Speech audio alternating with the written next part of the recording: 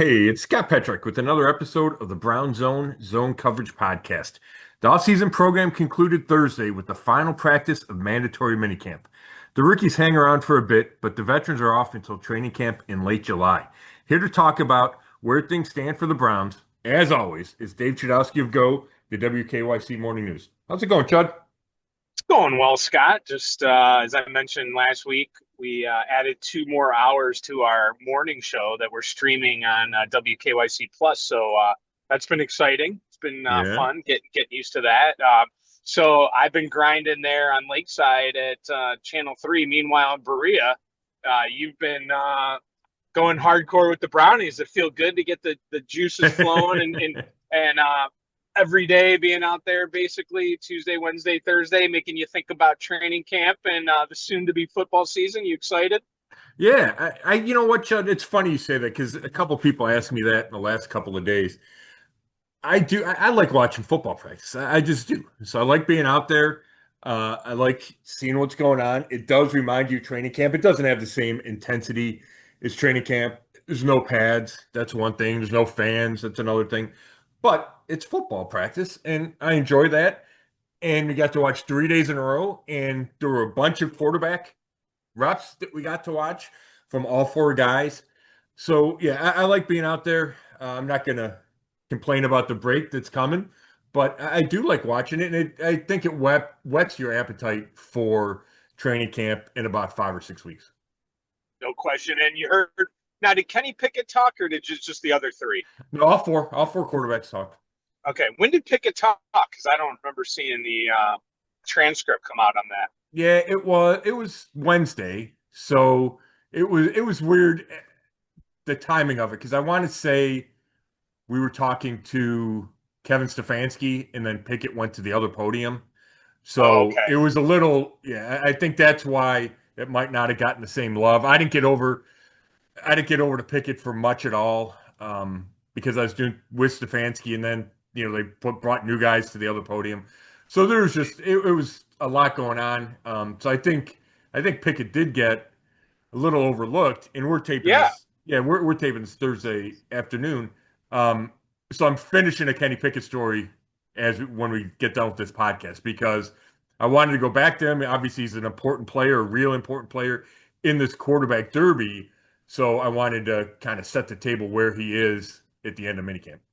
Yeah. I'm glad you said overlooked because I didn't see the transcript. I may have missed it because I was trying to look at everything, and obviously I'm not there. You are, and it didn't seem like a lot of headlines either popped up on X or in social media with Pickett.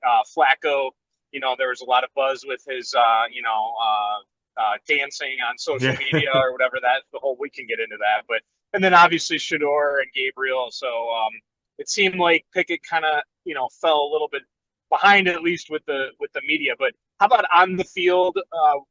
We'll talk about their media availability here in a second. But on the field, did anyone separate from the other? And I know it's mini camp, but Right. at the same point, maybe in your mind, watching it and your colleagues, has there been any talk about, hey, maybe that guy took the next step? He might be the front runner. Where do we stand with those four guys? Yeah, it is a little dicey, Chud, but here's my takeaway. Um, I think Joe Flacco, and a lot of this is perception. It's how I perceived it going into OTAs and minicamp, and then where I perceive it coming out of minicamp. And I thought Kenny Pickett was, let's call it the favorite to win the starting job. And we discussed why, because he's still young. He's got some experience. He's a former first round pick. He could become the long term answer. So it feels like the Browns would want him to win this job, let's say. So that's how I felt heading into these practices. Leaving them, I think Joe Flacco has closed the gap on Kenny Pickett. And again, this is just from what we see at practice. We're not in meetings. We don't know. I don't know if exactly who's making the right read or not. But I thought Flacco did better in practice than Kenny Pickett did. I thought Pickett had some good throws today and finished pretty strong. But overall, I would say in the 5 practices we watched, I wasn't overly impressed with Kenny Pickett. Um, and we know Joe Flacco's experience in history.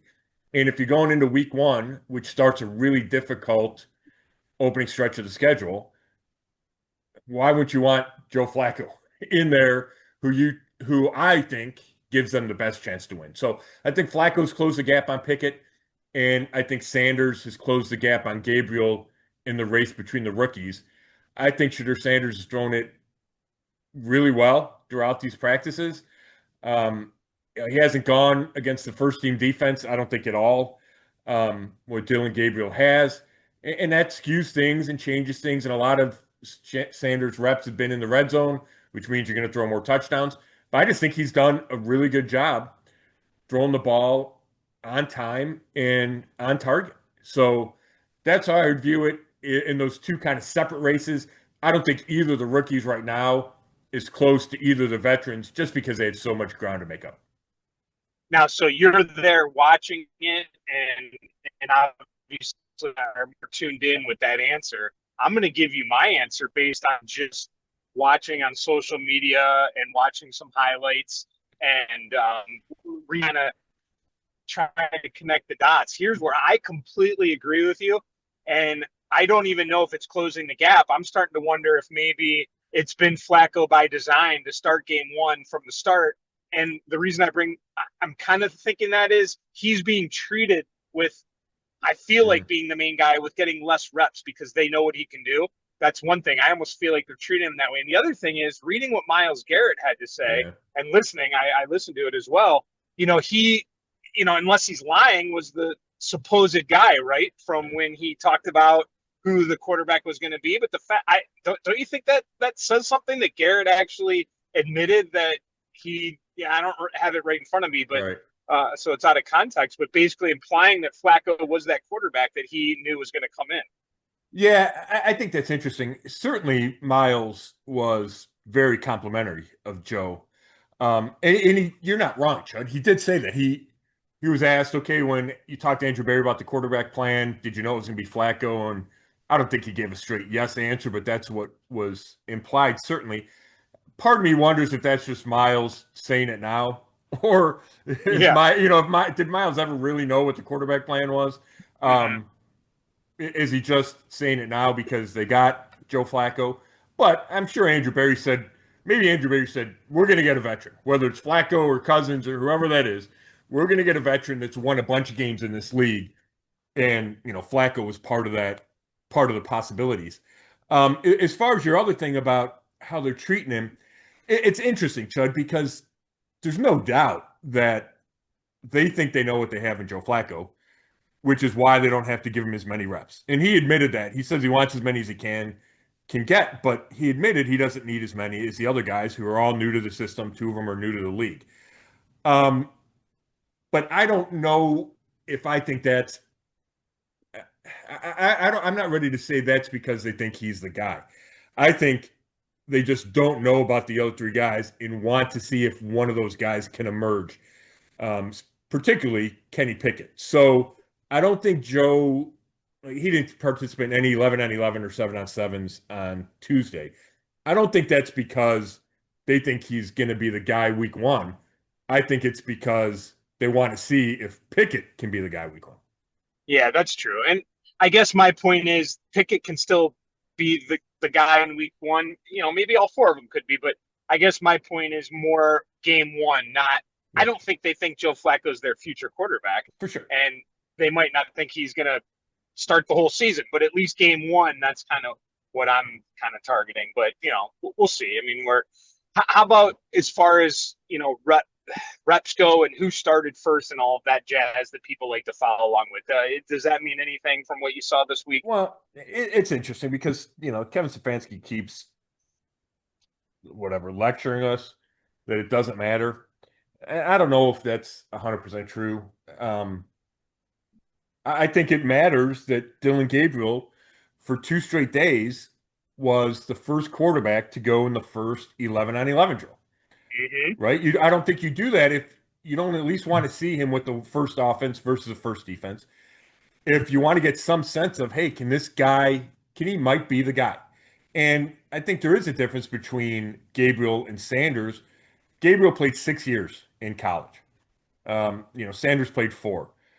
Gabriel's a third round pick, Sanders a fifth round pick. Like I think Dylan Gabriel, not that you don't have a ton to learn as a rookie, but I think there's a feeling that he's ready. He's NFL ready. And I don't think there's the same feeling about Shedeur Sanders.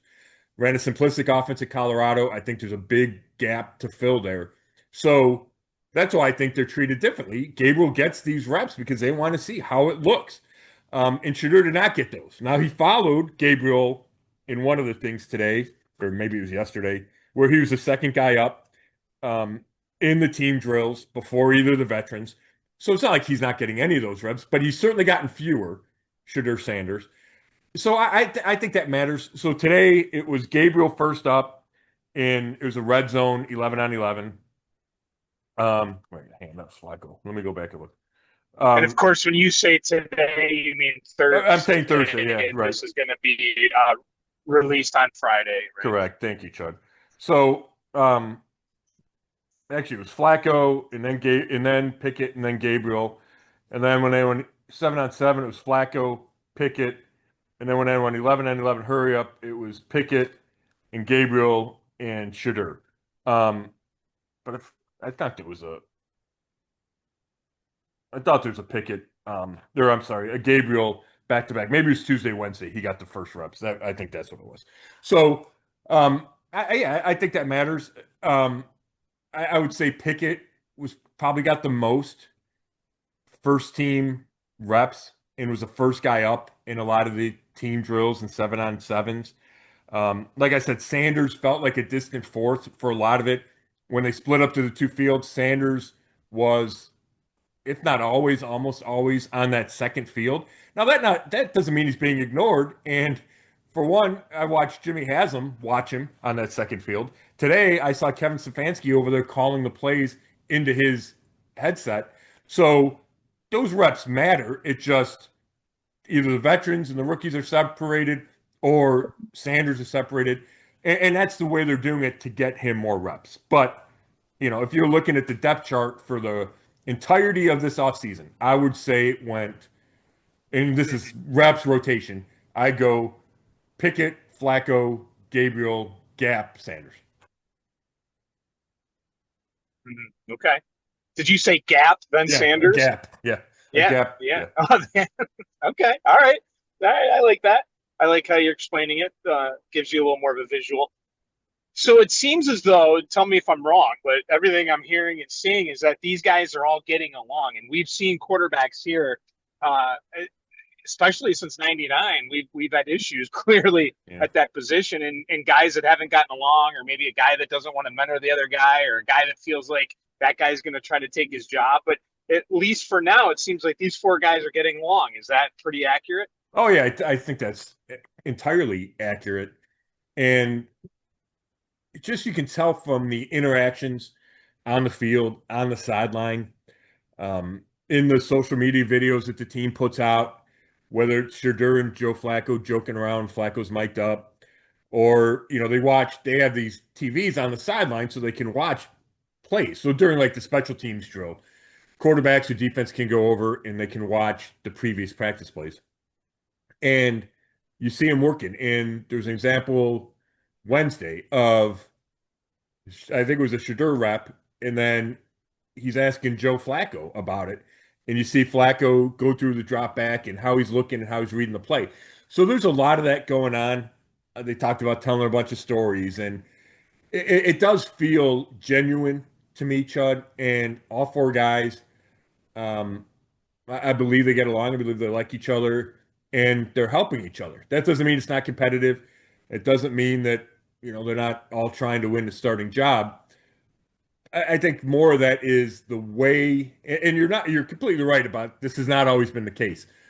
But I would think in healthy quarterback rooms, that's how it works. Even if there's a competition, you spend so much time together that a natural bond develops. Well, let's talk about when Shedeur talked with you guys. Yeah. He seems to be saying all the right things and seems pretty mature. I mean, talking about, he understands the situation, how you have to approach it. He's focusing on the little things. I mean, he's saying all the right things, right, Scott? He is. And to me, the biggest takeaway was, and I'm paraphrasing, but it's I've got time. And to me, that was I got time to learn the system. I got time to make the adjustment to the NFL. I've got time to become a starting quarterback. That he's not placed any kind of internal clock on this progression, on this transition, on this race to be the starting quarterback. And I'm sure internally he wants to win it. But I think that's the right approach, especially when we reflect on what I said a couple minutes ago about the the steep learning curve coming from Colorado, coming from that offense. They never huddled, they never called plays. It was all hurry up, hurry up, hurry up. And this is night and day what Kevin Stefanski does. They're long play calls. It comes through your headset, then you got to go in the huddle and spit it out correctly and quickly and loudly so everybody can hear it. And then you get to the line of scrimmage and you got to read the defense. There's a lot that goes into this that he didn't have to do in college. So I think he appreciates the learning curve. And I think it's the right mindset to be, hey, I'm working every day. I'm focusing on the little stuff. And it's not, hey, what do I have to do to win this job? Because I don't know if that's the best way for him to improve, is for that to be the focus. I agree with him that the focus has to be all those details.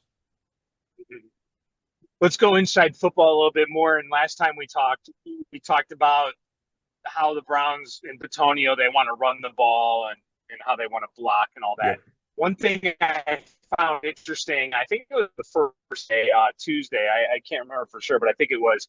There was some talk about being under center and the pistol and what Stefanski wants to do, and about how these quarterbacks in college, they're not, are they under center as much as they used to be, and this and that. But it just got me thinking about how it just drove me nuts how much they were in the gun with Watson, and I just felt that never really, it just wasn't the same Stefanski running attack as we saw in the earlier years with him. And I just wonder, are we going to get back to more of that? And can you kind of just dive into that? Yeah. No, that's a great point, Chud. And first, you're right about they don't do it in college. Even Kenny Pickett, when he was asked about the play action, said that he's not done a lot of that, even though he's been in the league for 3 years. In Philly, he said they did more gun than they do here. In Pittsburgh, he said they did more. In college, at Pitt, he didn't do much in the shotgun. So he's got to get used to that footwork. He says the reps are helping and he's getting more comfortable. But that is different. So Joe Flacco's got by and large, the advantage there in experience in the play action game. Now, Dylan Gabriel said he did a lot of that at Central Florida, which is where he started his college career. So he has some of that. He actually made a really nice completion. I want to say it was Wednesday, and it was a bootleg rollout, and he got out on the edge and he completed the out pass. It was a really good play that he made. And I thought he struggled early. I thought the last 2 days he probably threw the ball better than I've seen him throw the ball, and there were maybe 3 straight downfield completions, kind of deep ends, crossing routes that he made yesterday, that I thought was his best stretch of play. But anyway, so that's a big transition for most of these guys, is going to the play action. Your bigger point about going back to the commitment to the run game, and that ties into the play action bootlegs in the wide zone scheme. We talked to the new offensive line coach, Mike Bloomgren, on Thursday, and it was the first time we talked to him since he got hired. And he tied himself back to Bill Callahan, right? The revered O-line coach that left before last season and was part of the decline of the run game, the O-line, was his departure. He went to join his son, Brian, in Tennessee. And Bloomgren used to work with Callahan, and he carries a lot of the same principles. So he was tying it back and said he's so excited to be going back to that scheme that Callahan helped put in place with Stefanski in 2020, that they ran extensively in 2020 and 2021, and it started to change when Deshaun Watson got here. But they're going back to that. I know the linemen love that, and the line coach loves that. So I don't have any doubt that that's going to be a much bigger part of this offense than it was specifically last year, but even the last couple of years. And Bloomgren said that the first offensive meeting they had, offensive coordinator Tommy Rees stood there and said, "This is going to be our identity," and it was going back to that type of thing. We could circle back to the quarterbacks if you have any more later on, but let's get to roll call here. Everyone was there, right? That we care about that needed to be there.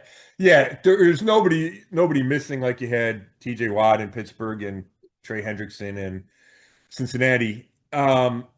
David Bell, Deshaun Watson, and Mike Hall Jr. haven't been on the field. They're all recovering from injuries. We know about Watson's Achilles. He's going to miss at least the start of the season. Um, David Bell and Mike Hall. Mike Hall's coming off a knee. David Bell missed almost all last season with a hip injury.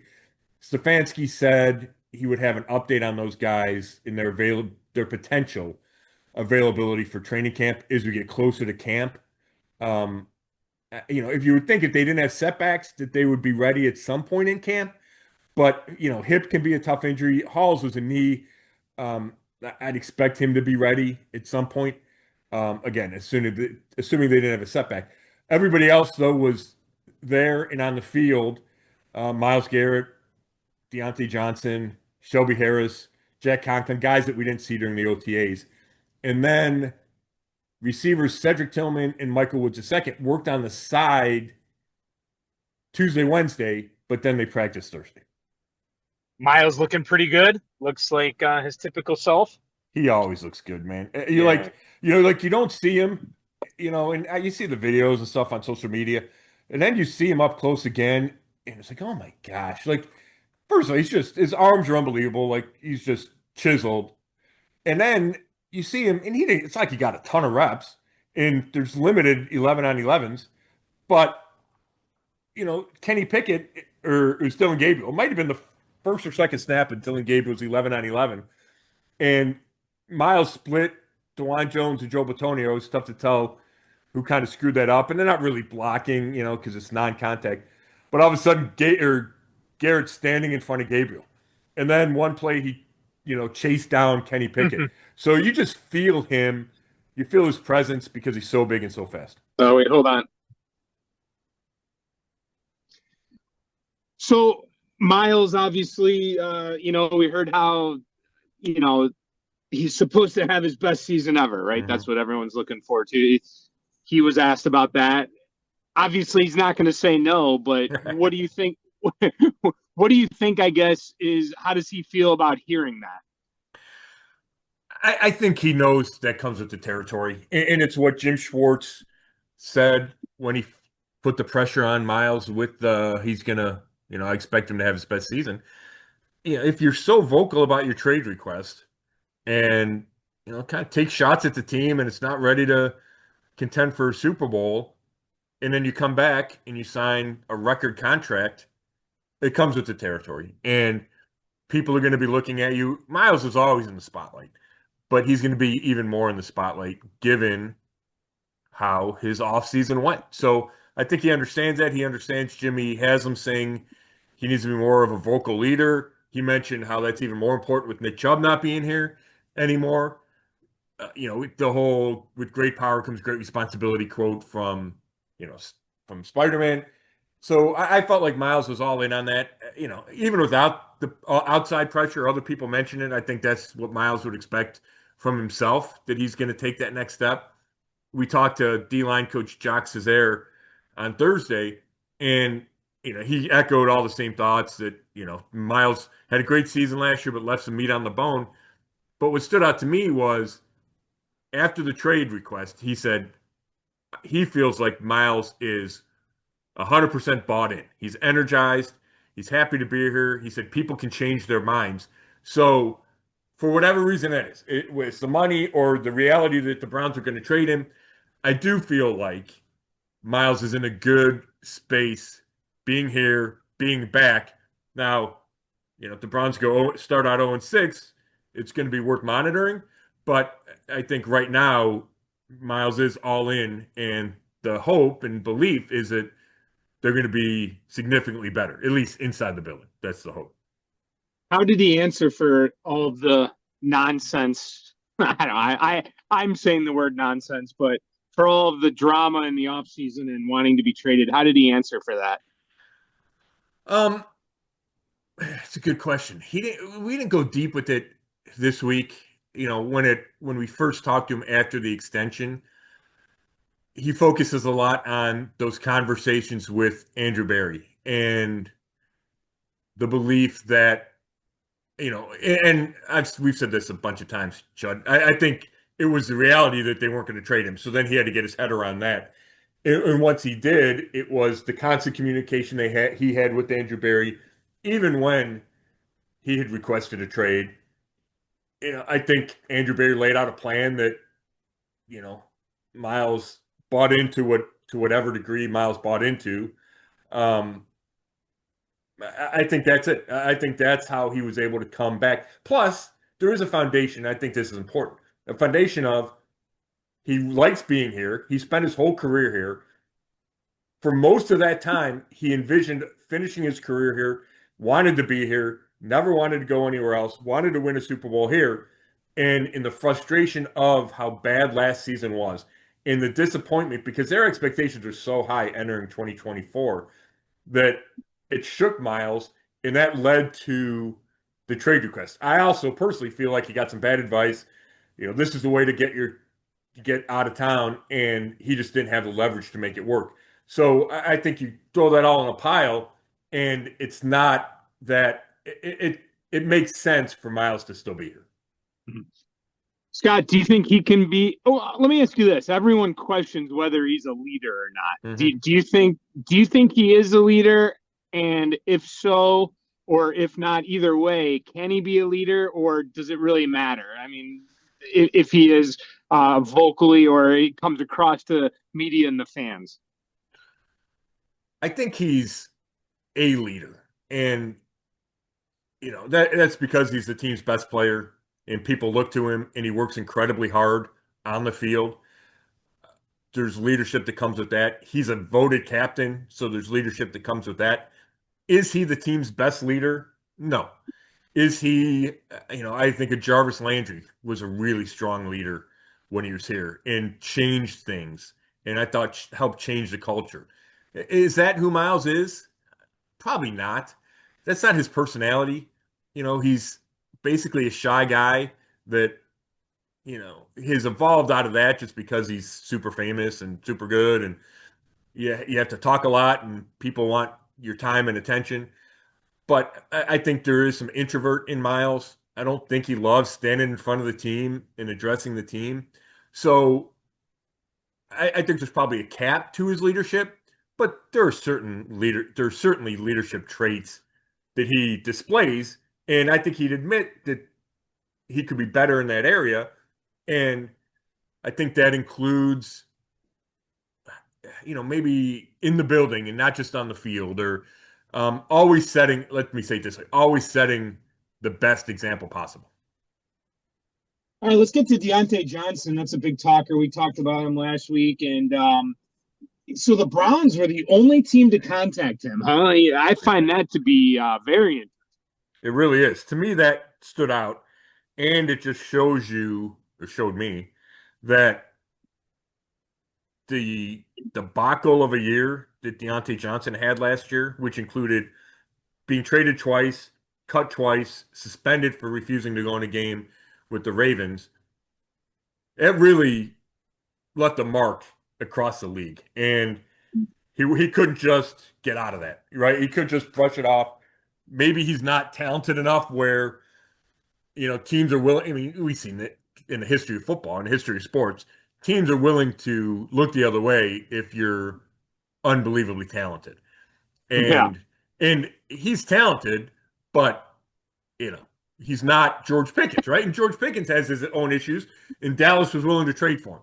So I did think it was fascinating that he said only one team reached out.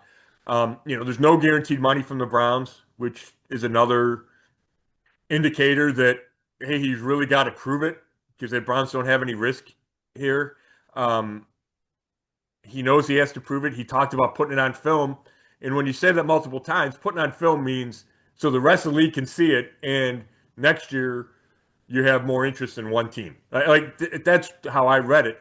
So it's interesting. I think there is, a quote unquote scarlet letter from the season he had last year. The Browns are going out on a limb, even though if it doesn't work out, they're not losing money. But where they're going out on a limb is they need him. Like, you look at this receiver core, Chud. There's Jerry Jeudy and question mark, question mark, question mark, question mark. So, you could go, okay, if Cedric Tillman turns out to be the player they thought he was, and if he stays healthy and if he's more consistent, and Deontay Johnson's the Pro Bowler he was 4 years ago in Pittsburgh, all of a sudden this receiving core looks pretty good. If Tillman doesn't stay healthy or continues to be inconsistent, and Johnson flames out, then it's Jerry Jeudy and Jamari Thrash. Um, so it's really important that Deontay Johnson works out. And, I think if you're the Browns, you hope that he is so motivated to prove everybody wrong and to get himself paid beyond this year. But you also have to be nervous that if it might not work. And, what have you done for me lately? What has he done for me lately is he had his worst year in the league and was run out of town at 3 different spots or 4 different spots. So it's certainly a tough situation. He said, I don't want to be defined by 1 year, and it was one bad year. We're going to have to see if he's right about that. Yeah, he says that he's still in that form from when he had the great years in Pittsburgh. He says it's just a matter of whenever he gets his opportunities, and he'll be able to put it on film. So, Scott, I've learned a valuable lesson not to fall into these traps, okay? Yeah. But I'm not going to lie. There's part of me that has sat there and thought, wow, if Jeudy continues to get better and, takes the next step after last season and Deontay can somehow get his issues behind him and get back to the way he was or even, close to that, I'm not going to lie, I get a little excited about that.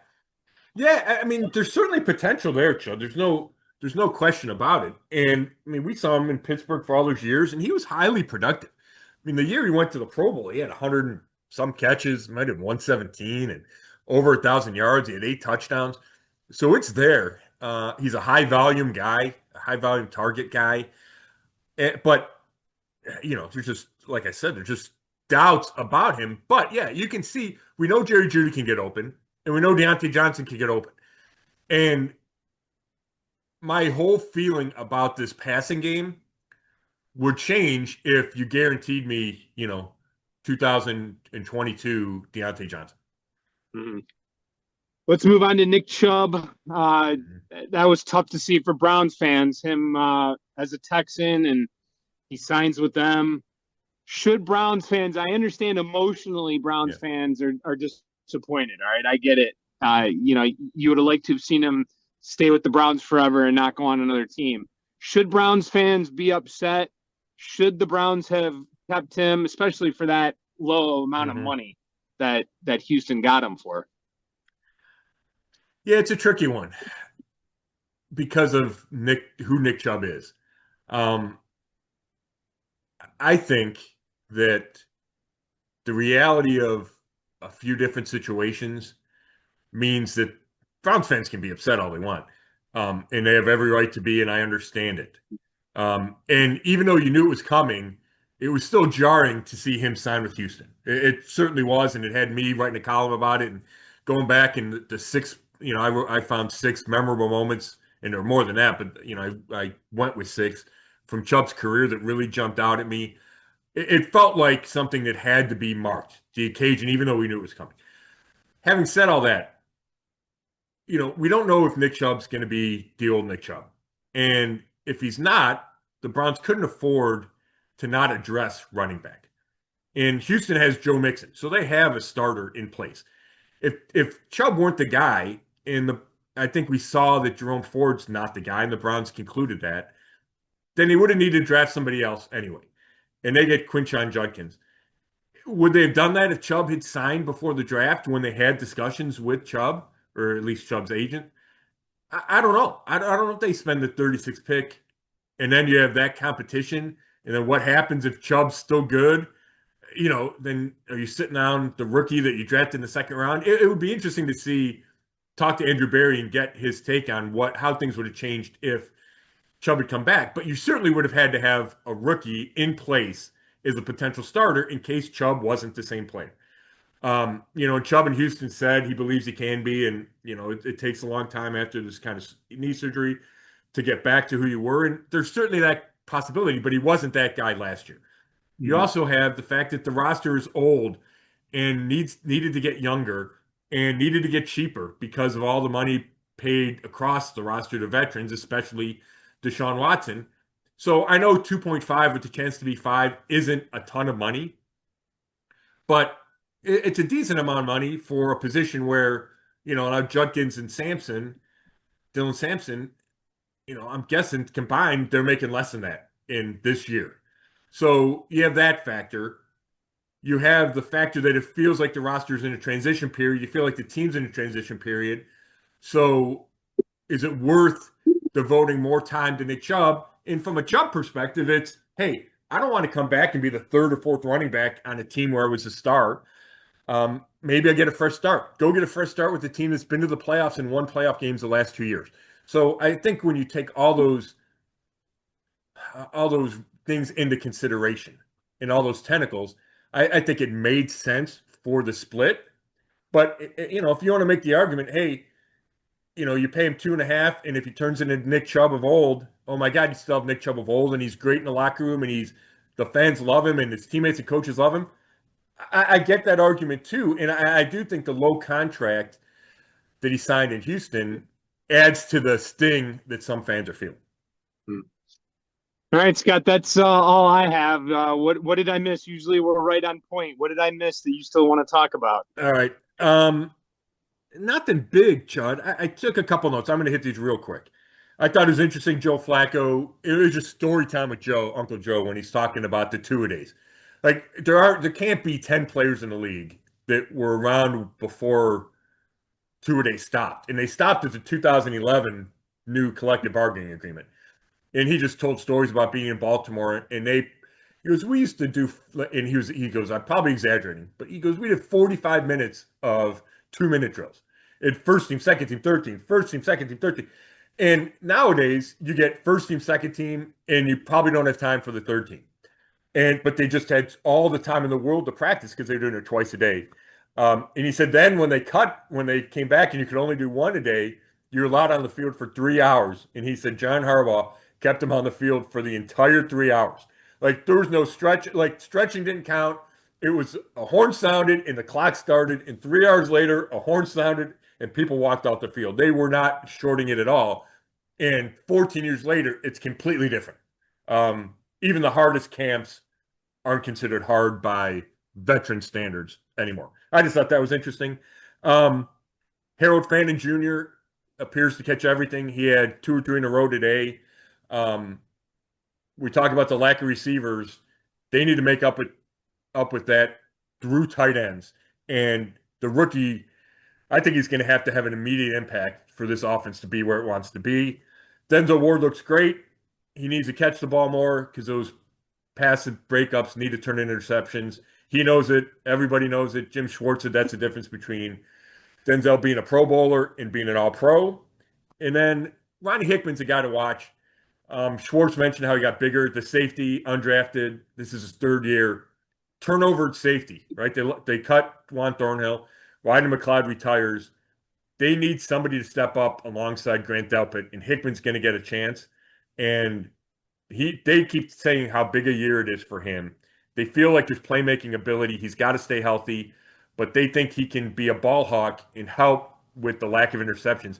They had 4 interceptions last year, Chud, which was last in the league. They need those guys on the back end to catch the ball. That's brutal. When you don't score 20 points a game and you can't get interceptions and turnovers, that's a recipe for a terrible record. Exactly. I was talking to somebody about that, and there is a chance, right? The expectations are low. We know the Browns, some of the over-unders have them at 4.5 wins. If they just can flip the turnover, not even like flip it on its head, just make a big difference where all of a sudden you get takeaways, you stop giving it away. Let's just say they're even instead of as negative as they were last year. Like, there's a direct correlation. That could mean another win or two. If you lose by 4 points twice, but you have a +2 turnover margin as opposed to a -2, that turns into a win. So I think that's where I'm not going to call them hidden wins, but when you look at the schedule, go, oh my gosh, how are they going to get wins? Just win a couple, to win the turnover battle a couple of times, and that can flip it, and that can have a huge impact. Scott, it's almost like you just went 4 downs on your own. Well, right there. Well, I was afraid you weren't going to do it, so I just did it. I didn't want people to miss that. No, yeah, we got 4 downs, and that was perfect. Nicely done, my friend. You, so what's next now? I mean, do we have some time off, right? I mean, yeah. Are we going to talk again until training camp? When do we talk again? Well, we'll for sure talk before training camp and do a little training camp preview. There's no doubt about that. But between now and then, Chud, we might be done for a while. I got, there's a Dave and a Joker softball game next week that, I don't expect a whole lot of news to come out of that. I don't expect them to make a huge splash in free agency. Could they sign another receiver? Sure, but, you kind of do that before minicamp or right before training camp. So, knock on wood, we're in a little bit of a dead period here. And, I think any leftover things that I have, and I'll be writing about it for the next week, but all that stuff we can kind of pick up right before training camp. Yeah, I'll be on standby in case something happens. In the meantime, when people hear this, we'll have already done what I'm about to talk about, because we're taping this Thursday late afternoon. It'll be released on Friday. On Friday morning, you're coming down to the studio for our new WKYC Plus streaming that we have from 7 to 9, and about 7:40, you and I are going to dive in and talk Browns on there, and it's going to be cool because it won't just be obviously this podcast goes, between 30 and an hour, right? Sure. So on TV, 30 seconds is a big deal. So we're gonna get about 5 or 6 minutes to break down the Browns, which you normally can't do on the TV side of things. So that's going to be cool to do that on WKYC Plus. And I think, my plan is to have you on as much as possible during the season. And if it works out, hey, we've been doing this together since 2007, 2008, long time. So it'll be fun to do that. Yeah, I'm looking forward to that, Chud. I just set my alarm, so I can get up and be there. Probably about 4 hours after your alarm is set. I'm looking forward to it, Chud. It should be fun. And God, you're aging me thinking we started doing this in 07 or 08. I know, it's crazy, but it's great. I love it, and look forward to that. And hope everyone has a great June and part of July before we talk to you again. Obviously, if something happens, we'll pop back up. But enjoy your golf game and enjoy the summer, because as we know, it goes fast. You got that right. No, I appreciate it, Chud. Thank you. As always, you enjoy the little break. And then thanks, everybody, for listening. I really appreciate it. And as always, you can read all my work at brownzone.com. Thanks a lot.